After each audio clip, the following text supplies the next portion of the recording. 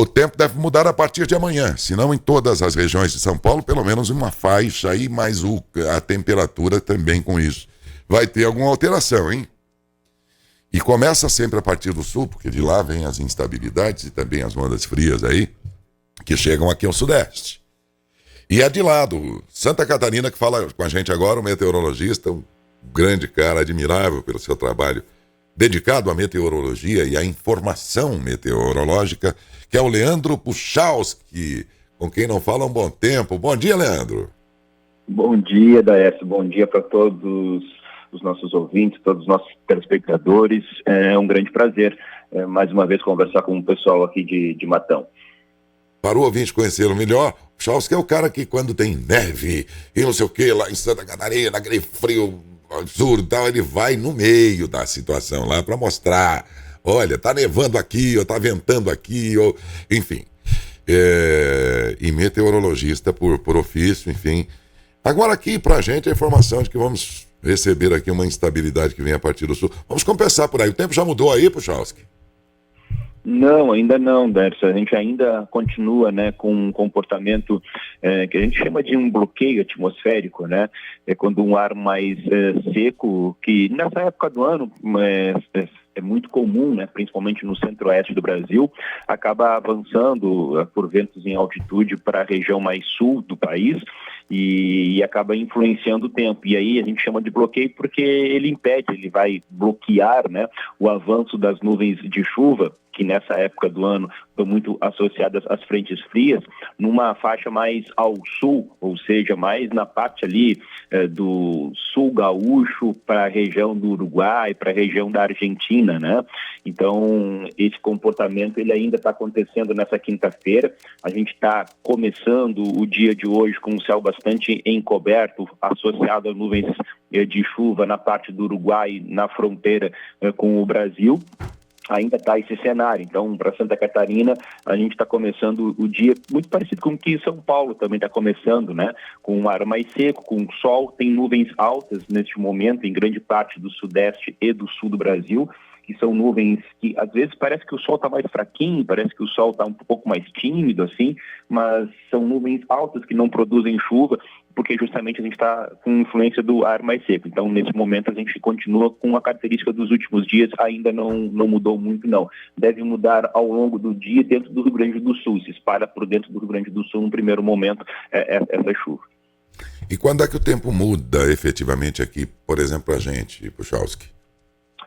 A gente vai ter um avanço muito rápido dessa frente, né? É sempre bom pontuar que a frente, ela, vamos dizer assim, que ela é composta, né, por dois momentos, né? O primeiro momento, que é basicamente a frente fria mesmo, é a banda de nebulosidade que está associada à chuva, né? Atrás dessa banda de nebulosidade da frente, você tem uma massa de ar frio, e aí é o nome, né? Frente fria, porque ela antecede a entrada de uma massa de ar frio. Então, assim, a gente deve ter aqui em Santa Catarina, durante a próxima noite, madrugada, a chuva passando e avança muito rápida. Então, já deve chegar amanhã de manhã no estado de São Paulo. Passa Paraná e São Paulo e acaba já na manhã dessa sexta-feira influenciando a região sudeste. Então, a gente deve ter alguma chuva. A questão é a seguinte, Décio. Essa frente, ela, apesar de conseguir romper esse bloqueio, romper esse ar mais seco, ela acaba sendo muito o que a gente chama de frente marítima, né? Ela passa o seu deslocamento muito pelo oceano, ela não consegue entrar muito dentro do continente e isso vai fazer com que a gente tenha, como você até abriu a nossa conversa, né? Trazendo algumas mudanças mais para parte de São Paulo, nem chega a ser São Paulo como um todo, pelo menos na condição do tempo. Porque acaba indo para o oceano, então vai pegar mais a parte litorânea do estado, vai pegar, claro, a região da Grande São Paulo, vai pegar o sul do estado, e essa é uma região onde tem maior chance de chuva amanhã, especialmente ali no decorrer do final da manhã e início da tarde. É onde a gente mais vai ter influência. Para Matão, em direção à região mais mesmo de divisa, né, com a região mais do estado de Goiás, a região, Goiás não, desculpa, Mato Grosso do Sul, né, pegando ali o Triângulo Mineiro, essa parte de São Paulo, olha, não tem grandes influências da frente que é a chuva, né, talvez Matão nem chuva tenha se tiver algo muito pontual, muito isolado, porque a tendência é que o sistema vai rapidamente em direção ao oceano e vai pegar mais, vamos dizer assim, o leste de São Paulo, né, pegando até lá a divisa com o Rio de Janeiro. Então é uma frente que passa provocando pouca chuva em São Paulo, mais na faixa leste, e nas outras áreas mais aumento de nebulosidade. De qualquer modo, essa chuva, ainda que atinja apenas a faixa mais litorânea, Vale do Ribeira, a faixa da Baixada Santista até o Vale do Paraíba ali, o fato de chover lá, nós que estamos aqui a 300 em linha reta, 300 e poucos quilômetros de lá, vamos ter pelo menos uma mudança aí do ar seco, quer dizer, a umidade de lá pode de alguma forma melhorar um pouco aqui, porque o ar está seco demais, Puchalski. Tá muito seco, né? Porque justamente isso, né? Essa massa de ar muito seco, que é muito tradicional no inverno, na parte do centro-oeste, vem tomando conta de grande parte do Brasil, né? Então, São Paulo, que ainda tem um pouco a característica aqui do sul, né? Da passagem das frentes, não está tendo isso. Então, assim, se eu for pegar aqui em Santa Catarina, choveu pouquíssimo nesse mês de julho, Paraná nem se fala, São Paulo na mesma situação, só que a mudança, talvez, claro que ela vai acabar acontecendo porque troca a massa de ar na passagem da frente, né? Mas assim, uma mudança muito rápida, muito pontual, e gradativamente depois, nessa virada de julho para agosto, a gente vai voltar a ter o mesmo cenário, né? Então, assim, a mudança no tempo, ela é pouca. Muda um pouco a temperatura, que também não é tudo isso. A questão é que depois que a frente passa, como eu te expliquei, vem a massa de ar frio. Então, essa vai influenciar as temperaturas durante o fim de semana. Amanhã e à tarde vai continuar quente, as temperaturas vão conseguir subir de qualquer forma. A questão é a noite, né, de sexta para o amanhecer de sábado e depois o amanhecer de domingo. E vamos lá, são 3 madrugadas, na verdade. Amanhecer de sábado, amanhecer de domingo, amanhecer de segunda. A região de Matão deve ter temperaturas baixas dentro desse período, na faixa ali de 10 graus, algumas cidades para cima, outras cidades para baixo, ficando mais ou menos por aí a temperatura, mas muito restrito às noites e ao amanhecer, porque as tardes já do fim de semana voltam a ter temperaturas mais altas, volta a aquecer, se aproximando aí da casa de 30 graus. E a tendência é que a gente tenha lá já no amanhecer de terça essa temperatura não tão baixa e o calor ele vai continuar presente. Ao longo das tardes as temperaturas vão continuar altas, mesmo no fim de semana. Talvez não tanto como vem fazendo, dá uma certa diminuída, mas ainda será quente e a previsão é que a gente tenha até um calor um pouco mais forte durante boa parte das tardes da semana que vem. Porque essa semana, por exemplo, aqui, Puchalski, nós chegamos a registrar 32 graus aqui, quer dizer, uma temperatura praticamente de verão, em pleno julho. A estatística mostra que o estado de São Paulo teve o julho mais quente desde 1943, Puchalski. Olha só.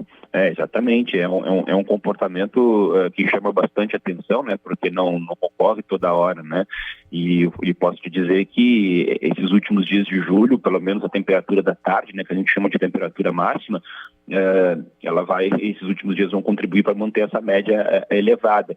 E eu até estava dando uma olhada aqui, um pouquinho mais estendido antes de entrar no ar, sobre o início de agosto. Olha, alguns simuladores eles indicam que essa temperatura da tarde ali da terça, da quarta, da quinta da semana que vem possa ser até mais alta do que esses 32, por exemplo, né? Pelo menos em alguns pontos dessa faixa mais próxima de Minas, assim, até mesmo do Mato Grosso do Sul.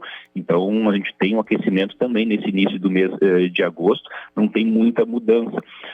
A gente até deve ter ali mais perto do dia 6 de agosto, talvez 5, 6 de agosto, algo parecido com o que a gente vai ter agora de sexta para fim de semana, que é de novo uma outra frente, mas muito litorânea, passando pelo oceano, e talvez aí dê uma certa diminuída na temperatura, mas assim, muito provavelmente essa primeira quinzena do mês de agosto, ela não vai ser muito diferente não do que a gente vem tendo, né? A princípio a gente vai continuar tendo uma situação um pouquinho mais quente, pelo menos no início da primeira quinzena. Vamos esperar que durante o final da primeira quinzena de agosto, mais na virada no meio do mês, a gente possa ter uma situação diferente com o aumento da chuva, pelo menos na região, mas pelo menos o início de agosto ele segue mais ou menos o mesmo cenário. O fenômeno Laninha, ele traz mais chuvas para o Nordeste e menos chuvas para o Sul e Sudeste. E ele já no ano passado, me lembro que em agosto mais ou menos, a meteorologia já avisava, olha, o Laninha vai se antecipar para outubro e tal, como de fato aconteceu. E então, daí vem a pergunta, apesar de chuvas um pouco mais regulares aqui, restabelecendo reservas aqui no centro-oeste, no sudeste e tudo mais na última temporada, a gente fica pensando se as chuvas virão só lá para dezembro ou não. Quem que estará mandando então no clima, se vai ser Laninha ou El Ninho? Por enquanto estamos sob efeito da Laninha, né? Isso, exatamente. Continuamos sob efeito da Laninha, né? E esse comportamento ele deve seguir ainda ao longo dos próximos meses, né? Até nas últimas atualizações, tem até um certo, na verdade, assim, estava tendendo a se dissipar esse fenômeno, né? Para quem não lembra, o Laninha é uma condição climática, né? Então, ele é um efeito que a gente chama acoplado entre o oceano e a atmosfera. Existe o resfriamento das águas do Oceano Pacífico, bem na linha do Equador, né? Entre Indonésia, Austrália e a região aqui do Peru, né? Na América do Sul. Existe o resfriamento dessas águas desse oceano, bem na linha do Equador, e existe uma intensificação dos ventos nessa região e em altitude, né, que a gente chama de ventos alísios. Então, quando isso acontece, você tem estipulado aí a presença do fenômeno climático Laninha. Então, ele não sai de algum lugar e vai para outro. Acontece isso nessa parte do planeta, só que desencadeia mudanças no comportamento dos sistemas meteorológicos e aí afeta a condição do tempo em diversas áreas do mundo inteiro, né? E no Brasil é isso que você falou, redução no sudeste e sul do Brasil da chuva e um aumento das instabilidades na parte mais nordeste. O Laninha ele segue atuando, estava até em um processo de enfraquecimento, né, principalmente dessas águas mais frias, mas a tendência agora, das últimas atualizações, é que ele permaneça ainda para os próximos meses. A gente ainda vai continuar influenciado pelo Laninha ao longo aí desses próximos meses, no início da primavera, provavelmente a gente ainda tenha esse comportamento. Na questão da temperatura, esse aquecimento que a gente vai tendo não deixa de ser influência do Laninha, porque a gente começou, não sei se você lembra, no outono com as primeiras massas de ar frio. A gente teve neve durante o outono aqui em Santa Catarina, né? A gente teve frio, teve massas de ar frio que chegaram até o estado de São Paulo, a gente teve temperaturas baixas no outono. E aí muitas vezes passa a ideia, né, já que começa mais cedo esse frio, de que o inverno será muito rigoroso. Mas o Laninha ele traz justamente isso. Acaba meio que antecipando o inverno, ele chega um pouco mais cedo, pelo menos antes do que o calendário indica, o começo da estação, mas ao mesmo tempo ele encurta.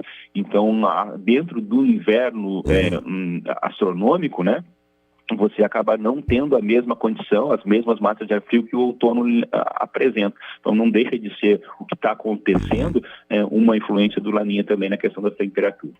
Estou conversando com o meteorologista Leandro Puchalski, de Santa Catarina, que tem sido, inclusive, além de meteorologista, aquele que transmite com a facilidade que a gente precisa, né, os conhecimentos meteorológicos, de modo a que a gente vai entendendo o que vai acontecendo no clima e tudo. E, Puchalski, mas é uma corrente aí da ciência que acredita mesmo que o que regula a temperatura da Terra é a temperatura da água do mar, e pronto. Enquanto a grande maioria sempre defendendo aquela ideia de que a modernidade, a industrialização, poluição, desmatamento, tudo isso é que na verdade tem contribuído para que o planeta fique cada vez mais quente. Muito bem. Mas aí quando eu digo aqui, São Paulo teve o julho mais quente desde 1943. Eu estou dizendo que em 1943 foi mais quente que este julho deste ano, quando estávamos em plena guerra mundial e o Brasil estava dando passos ainda muito lentos da própria industrialização e, portanto, da poluição e do desmatamento e tudo mais, né? Aí eu fico intrigado aqui, eu digo, mas será que é isso mesmo? Porque em 1943 o julho já foi mais quente que este de agora, Puchalski? Essa é uma dúvida pertinente, né? Porque a gente fica um pouco nesse dilema, assim, porque mostra que a condição né, do nosso planeta, mas vamos trazer aqui para a nossa aldeia, né? Até o tamanho das cidades, a questão de industrialização e tudo mais era completamente diferente do que é hoje em dia. Então, assim, a dúvida é pertinente. A questão, né, não é esse fato, porque lá na década de 40, vamos dizer, para a gente ter esse tipo de comportamento, assim, de aquecimento muito fora do normal, não era frequente. A questão é que agora isso está sendo cada vez mais frequente. Né? Então, esse é o ponto. Então, sim, já houve meses extremamente quentes no inverno, lá em 1900 ou na década de 40, ok, só que lá era esporádico. Hoje em dia, você vem tendo uma frequência maior disso, né? Cada vez mais isso vem acontecendo. O intervalo entre esses extremos está sendo cada vez menor. E é isso que chama bastante atenção. Se você for pegar aí os últimos anos, olha, não quero exagerar, mas dos últimos 10 para os últimos 20 anos, você vai perceber que a maior parte desses anos estão um ano batendo o recorde do outro, cada vez está sendo mais quente. Né? Então, isso é que mostra a evolução, essa questão do aquecimento global. Né? E eu não estou falando só aqui do Brasil, né? A gente está falando de uma maneira geral do planeta como um todo. Então, é isso, a frequência com que isso vem acontecendo está sendo muito maior do que a gente tinha lá na década de 30, na década de 40. Né? Você vai pegar dados de extremos muitos anos para trás, mas só que lá era muito esporádico. O intervalo entre os eventos extremos era muito longo, agora é muito curto. Então é isso que vem chamando. Mas é sempre bom lembrar, porque quando a gente fala em aquecimento global, e é natural que as pessoas pensem sempre em calor, né? Então fica mais fácil da gente admitir isso quando a gente está passando por uma onda de calor como agora. Não chega nem tecnicamente a ser uma onda de calor, mas com esse aquecimento, né? Temperaturas médias acima do normal.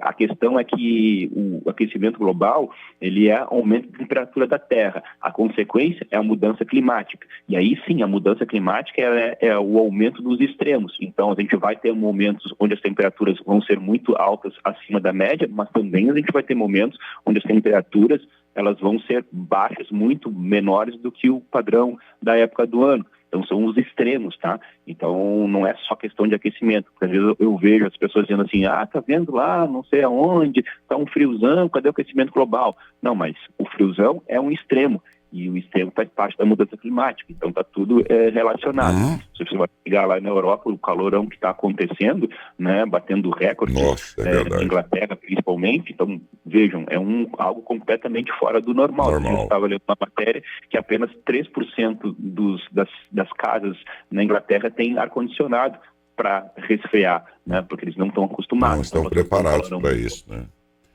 Não estão preparados. Você vê que coisa dos extremos que você falava. Então nós tivemos um julho aqui, em que, por exemplo, essa semana tivemos 32 graus na segunda quinzena de julho, que sempre é a mais fria do ano. Tanto que eu me lembrei aqui, Puchalski, e não tem como esquecer disso, que no ano passado, em dias como esses aqui, do mesmo mês, nós tivemos aqui -2, -3, coisa. Você lembra disso? Eu não tem como esquecer, Puchalski, porque numa madrugada em que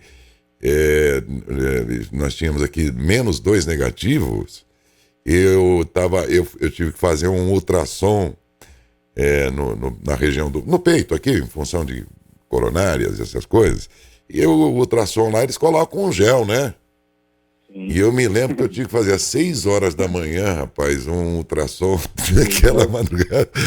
Aquilo gelava, aquele aparelhinho passando com aquele gel. Então, por isso que eu não esqueço que foram dias muito gelados. E esse ano, 32 graus. É completamente diferente, né? Chama bastante a atenção, assim. Essa que tem aí é isso, né? São os extremos que vão acabar sendo muito frequentes para nós, né? Para nossa geração e para a geração futura cada vez mais. Né? Então, a gente vai ter que saber conviver com isso mesmo. Que coisa, não, gente? Olha, foi muito bom a gente saber, em primeiro lugar, que vamos ter essa mudança de tempo no estado de São Paulo, mas provavelmente mais para a região sul ali, Assis, Ourinhos, e vai escorregando, vamos dizer assim, pelo Vale do Ribeira, litoral, a faixa mais litorânea do continente ali, São Paulo capital, Baixada Santista, Vale do Paraíba, depois vai para o Rio, Espírito Santo, enfim, vai pela faixa costeira. Isso não deve trazer chuva aqui para a gente, mas sim uma queda de temperatura a partir de amanhã de manhã, né, Puchalski? Nessa faixa leste de São Paulo, sim, já a partir da manhã de manhã para Matão, mas durante a noite, né, sexta para amanhecer de sábado, que a gente vai perceber a diminuição da temperatura, porque na sexta de tarde ainda dá um aquecimento, mas nessa faixa que você fala do leste paulista, sim, já a partir de amanhã de manhã. Muito bom. Ô, Puchalski, como sempre, pela sua atenção, pela sua gentileza e pelo seu modo, né, apaixonado com que você lida aí com a sua profissão e propaga, né? Porque às vezes a pessoa é muito técnica, mas não sabe transmitir uma informação de modo a que todos entendam, né? E o Puchalski tem toda essa categoria aí de tantos anos nas redes de rádio e TV lá do sul do Brasil, né? E como meteorologista, e nos premia aqui, vamos dizer assim, com uma informação privilegiada, no bom sentido, né? De anteceder essa mudança do tempo aí, mas a informação vem pela voz de quem vive isso no dia a dia, tanto que quando ele foi preparar a participação aqui, ele poderia ter se limitado a ver o tempo, como é que ficaria lá no Rio Grande do Sul, Santa Catarina, no máximo aí o Paraná e tal, não. Ele fez lá um estudo de Matão e da nossa região para poder conceder essa entrevista e dar essa informação com tanto esmero. E por isso eu lhe agradeço muito, viu, Leandro? Mais uma vez, por sinal. Muito obrigado, Puchalski. Imagina, eu que agradeço a oportunidade, muito obrigado. E a gente está sempre à disposição aqui para tentar levar a informação aí para todos vocês. Espero que tenha contribuído um pouco aí com a informação para o pessoal que está nos vendo, está nos ouvindo.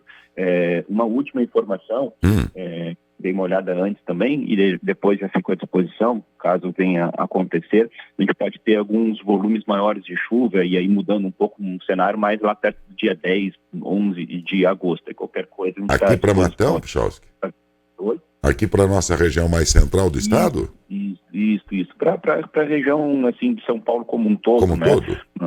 Pode ter uma condição um pouco diferente dessa agora aqui em pontual. Lá para o dia depois, 10. Né? Mas como ele está muito longe ainda, né? Então aí falando ali de quase 15 dias, então pode ter alguma mudança, mas é uma tendência, vamos dizer assim, muito mais uma previsão. Mas dá um jeito, aí vai assoprando as nuvens para cá, Puchalski, pelo amor de Deus, nós precisamos de alguma chuva aqui. Um abraço, meu irmão, muito obrigado. Uns ventiladores aqui para ver se joga bem. Sobe na serra lá e põe um ventilador daqueles de energia eólica lá e põe ele virado para cá. Isso aí. Obrigado, Puchalski. Um bom fim de semana aí. Você também, muito obrigado.